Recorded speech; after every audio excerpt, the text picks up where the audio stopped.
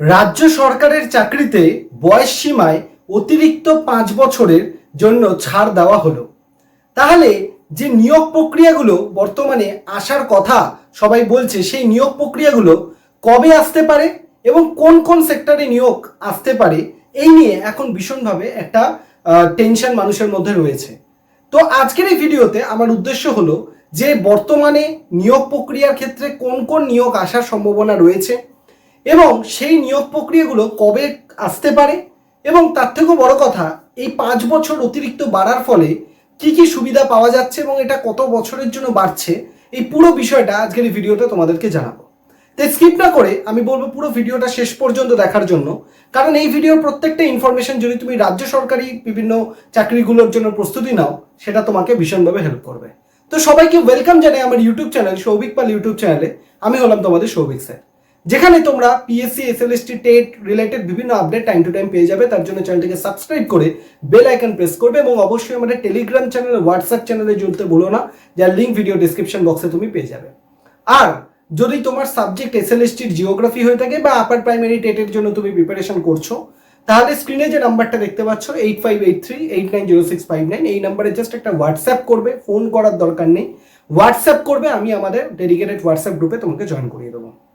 তো মেন বিষয়টা যেটা আসি, যে গতকাল মানে আমাদের 20শে জুলাই 2026-এ আমাদের বর্তমান রাজ্যের মুখ্যমন্ত্রী বিধানসভায় ঘোষণা করেছেন যে আমাদের রাজ্যের যে সরকারি চাকরির নিয়োগগুলো হয়, সেই সরকারি চাকরির নিয়োগের ক্ষেত্রে বয়সের জন্য ক্ষেত্রে অতিরিক্ত 5 বছরের ছাড় দেওয়া হবে।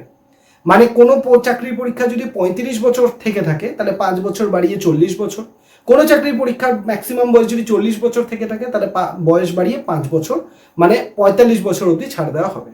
তো এই ক্ষেত্রে অনেকেরই কনফিউশন হয় যে যদি কোনো একটা সরকারি চাকরির পরীক্ষায় জেনারেলদের জন্য 40 বছর বয়স হয় এবং এসসি এসটিদের জন্য আমি ধরলাম 45 বছর বয়স হয় বা 50 বছর বয়স হয়, কারণ এসসি এসটিরা 10 বছর রিল্যাক্সেশন পায়, ওবিসিরা 5 বছর পায়, তাহলে জেনারেলদের জন্য যদি 40 হয়, তাহলে ওবিসিদের জন্য 45 এবং এসসি এসটিদের জন্য 50। এটা এতদিন ছিল। এবার 5 বছর যখন বাড়ানো হলো, তাহলে জেনারেলদেরও 5 বছর বাড়লো, 40 + 5 45, ওবিসিদেরও 45 থেকে আরো 5 বেড়ে গেল 50, এবং এসসি এসটিদের 50 থেকে আরো 5 বেড়ে গেল মানে 55। তাহলে এই যে হিসাবটা, এটা কিন্তু থাকবে, মানে আগে যে যত অবধি ছিল তার থেকে আরো 5 কিন্তু বাড়ানো হলো। মানে আগে যারা রিজার্ভেশন পেতে, সেই রিজার্ভেশনটা তো থাকলোই, তার সাথে এক্সট্রা আরো 5 বছর বাড়ানো হলো। তো এটা কত বছরের জন্য করা হলো? এটা আগামী 2 বছরের জন্য, মানে 20শে জুলাই 2026-এ এটা ঘোষণা করা হয়েছে এবং আগামী 2 বছরের জন্য, মানে 2026 থেকে 27 এবং 27 থেকে 28, মানে 2028-এর 20শে জুলাই পর্যন্ত এই যে নিয়মটা, সেটা কিন্তু বরাদ্দ থাকবে। এবং এই 2 বছরের মধ্যে যত নিয়োগ প্রক্রিয়া হবে, সমস্ত নিয়োগ প্রক্রিয়ায় কিন্তু তুমি তোমার বয়সের জন্য 5 বছর অতিরিক্ত ছাড় তুমি পেয়ে যাবে।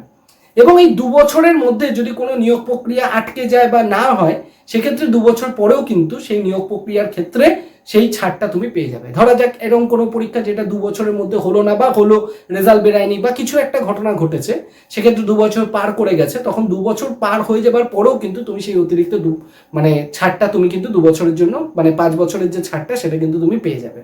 তো এটা নিয়ে কোনো চিন্তার কারণ নেই। আরও একটা খুব ভালো জিনিস গতকাল মুখ্যমন্ত্রী বলেছেন, সেটা হচ্ছে রাজ্যের সমস্ত অফিসিয়াল কাজকর্ম বাংলা ভাষায় বাধ্যতামূলক, চিঠিপত্র থেকে শুরু করে সমস্ত অফিসিয়াল কাজে বাংলা ভাষাটা বা মানে একদম বাধ্যতামূলক করা হয়েছে, যেটা খুব গুরুত্বপূর্ণ একটা কাজ। কারণ বাংলা ভাষা আমাদের নিজস্ব মাতৃভাষা, আমরা যদি নিজেরাই ভাষাটাকে প্রোটেক্ট না করি, একদিন এই ভাষাটা আস্তে আস্তে হারিয়ে যাবে। সেই জন্য বাংলা ভাষাটাকে কিন্তু সমস্ত সরকারি দপ্তরের ক্ষেত্রে বাধ্যতামূলক করা হয়েছে। তো এবার আসি মেন বক্তব্য, যে তাহলে বর্তমানে এইটুকুন আমাদের কাছে শিওর যে আগামী 2 বছরের মধ্যে সমস্ত নিয়োগ প্রক্রিয়াগুলোই কিন্তু হবে। তাহলে কোন কোন নিয়োগ প্রক্রিয়া আসতে পারে? শিক্ষক নিয়োগের ক্ষেত্রে TET, upper primary TET, SLST, বা পঞ্চায়েতের পরীক্ষা ওইদিকে, বা ক্লার্কশিপ পরীক্ষা, মিসলেনিয়াস পরীক্ষা, বা আমাদের পঞ্চায়েতের যে পরীক্ষা আইসিডিএস পরীক্ষা, তো এই ডাব্লিউবিসিএস পরীক্ষা, তো এই সমস্ত পরীক্ষাগুলোর কিন্তু একে একে ভ্যাকেন্সি সামনেই আসতে চলেছে। তার আগে যদি আমি বিশেষ করে যদি আমি শিক্ষক নিয়োগের ভিডিও বানাই, তো সবাই তোমরা আমাদের যারা দর্শক, তারা শিক্ষক নিয়োগের জন্যই প্রিপারেশন করছো, তো তোমাদের বলে রাখি যে এই আগামী 2 বছরের মধ্যে একদম তুমি ধরে নিতে পারো যে যাদের বয়স বেড়ে গেছে, তাদের কাছে একটা সুবর্ণ সুযোগ। হয়তো তোমরা নিজের আশা ছেড়ে দিয়েছিলে, কিন্তু জীবনের অনেকটা শেষের দিকে এসে হয়তো তোমরা একটা বড় সুযোগ পেতে চলেছো, যেখানে তোমরা শিক্ষক নিয়োগের ক্ষেত্রে আপার প্রাইমারি টেটের ম্যাক্সিমাম এজ ছিল 40 বছর, বা এসএলএসটির ক্ষেত্রে ম্যাক্সিমাম এজ ছিল 40 বছর জেনারেলদের জন্য, সেটা কিন্তু 5 বছর বাড়িয়ে দেওয়া হলো, মানে 45 বছর। মানে এখন তুমি 45 বছর অবধি চেষ্টা করতে পারবে আগামী 2 বছরের জন্য। আর এই 2 বছরে মোটামুটি তুমি ধরে নাও 2বার অন্তত নিয়োগ প্রক্রিয়া কিন্তু হবে। কারণ 2 বছরে মানে 2টো অর্থবর্ষ, প্রথম অর্থবর্ষ মার্চ মাস অবধি সেখানে একটা নিয়োগ প্রক্রিয়া হবে, দেন আবার কিন্তু আরেকটা নিয়োগ প্রক্রিয়া সেকেন্ড অর্থবর্ষ মানে 2027 মার্চ থেকে 2028 মার্চেও কিন্তু আরেকটা নিয়োগ হবে। তাই সামনে 2টো নিয়োগ প্রক্রিয়া তোমরা পেয়ে যাচ্ছ যারা পরীক্ষা দিতে চলেছ আগামীতে। তাই এই সময়টা ইজ ভেরি ক্রুশিয়াল।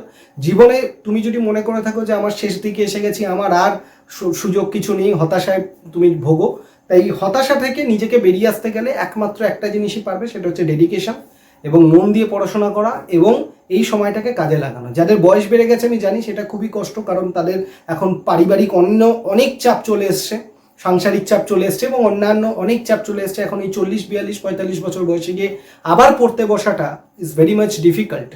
কিন্তু তবুও এটুকুন তোমাদের বলতে পারি যে মানুষ শেষ আশাটুকু যদি তুমি নিজেকে দিতে চাও, যে শেষ সুযোগ, জীবনের শেষ সুযোগ যদি তুমি দিতে চাও, তাহলে এই সময়টা হচ্ছে একদম বেস্ট একটা টাইম, যেখানে তোমাকে নিজেকে ঢেলে দিতে হবে, সিলেবাস ধরে ধরে পড়াশোনা শুরু করতে হবে এবং তারপর একে একে প্র্যাকটিস, প্রিভিয়াস ইয়ারের পেপার, এগুলো সব কিন্তু 1 by 1 করতে হবে।